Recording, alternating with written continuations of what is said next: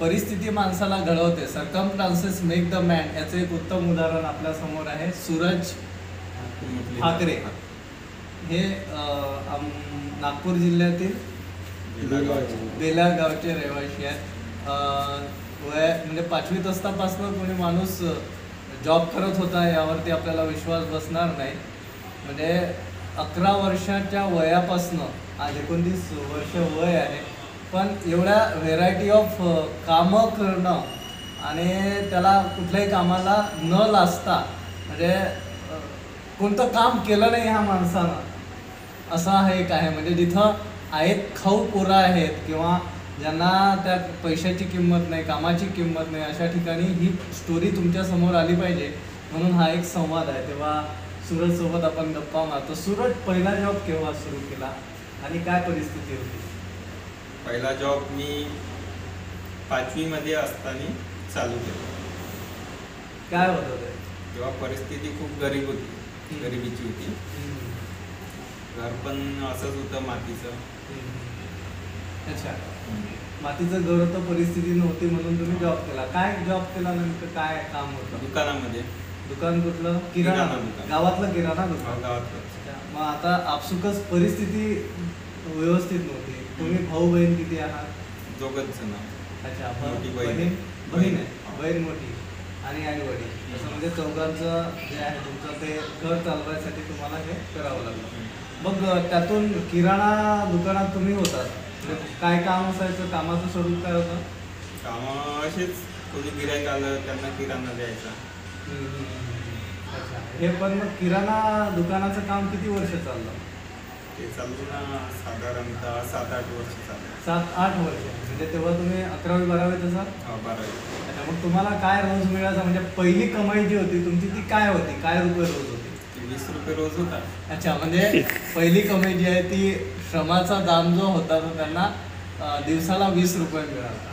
मग हा जो असा प्रवास सुरू झाला, मग तो शाळाही असेल तुमची, तो शाळा सांभाळून कसं करायचं? म्हणजे किती ते किती शाळा असायची आणि किती ते किती किराणा दुकान? शनिवार रविवार सुट्टी असायची, बाकी दिवस शाळा असायची.